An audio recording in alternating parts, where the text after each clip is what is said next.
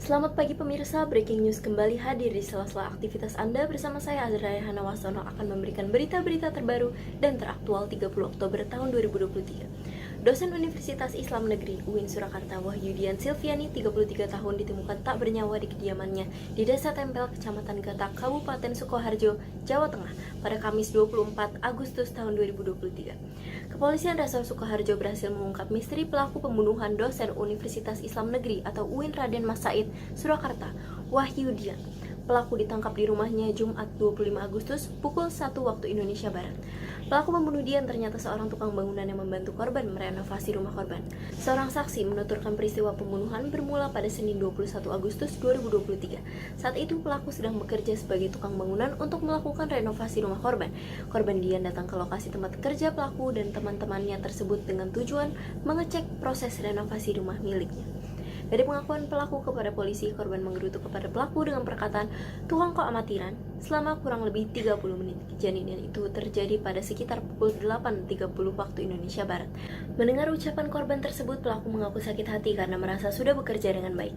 Dikatakan ketika konferensi pers di Mapolsek Gatak, Kabupaten Sukoharjo, Jawa Tengah pada Jumat 25 Agustus tahun 2023, pelaku mengakui perbuatannya telah menghabisi nyawa korban karena sakit hati atas perkataan korban. Namun selain motif sakit hati, pelaku juga ingin menguasai harta milik korban, diantaranya pelaku mengambil handphone milik korban. Masih merasa sakit hati dan menyimpan dendam, pelaku berencana membunuh korban pada malam harinya, namun pelaku mengaku saat itu belum memiliki keberanian untuk menjalankan niatnya.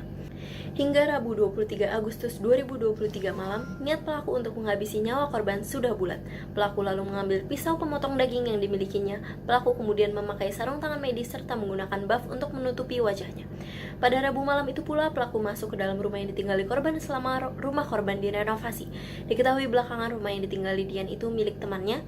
Pelaku masuk ke dalam rumah korban dengan cara menaiki pagar rumah korban melalui dak belakang, tempat menempatkan tandon air di rumah tinggal korban. Setelah berhasil masuk ke dalam rumah, pelaku melihat korban sedang tertidur di atas kasur di ruang tamu. Pelaku segera menempelkan pisau pemotong daging yang dibawanya ke leher korban agar korban diam dan tidak berteriak. Namun ternyata korban malah kaget dan ingin berteriak.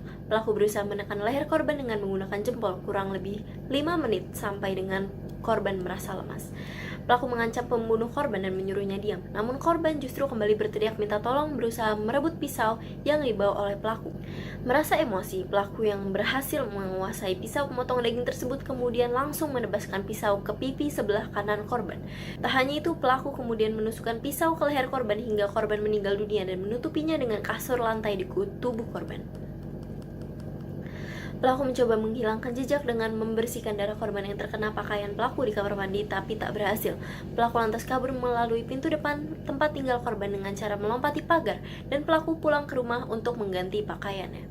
Pelaku mengaku sempat pergi ke persawahan Lordewo untuk membakar pakaian yang dikenakannya saat menghabisi nyawa korban. Selanjutnya pelaku menuju ke sungai yang berada di selatan stasiun Gawok untuk membuang pisau yang dipakainya untuk menghabisi nyawa korban. Hingga akhirnya jasad Dian ditemukan keesokan harinya, Kamis siang 24 Agustus tahun 2023 setelah serangkaian penyelidikan dan penyidikan. Polisi pun berhasil mengungkap kasus pembunuhan itu dan menangkap tersangka pelaku di rumahnya pada Jumat dini hari tanggal 25 Agustus 2023. Selain menangkap tersangka, polisi juga menyita sejumlah barang bukti, diantaranya berupa pisau yang digunakan pelaku untuk membunuh korban, pakaian korban, kasur, dan beberapa alat bukti lain.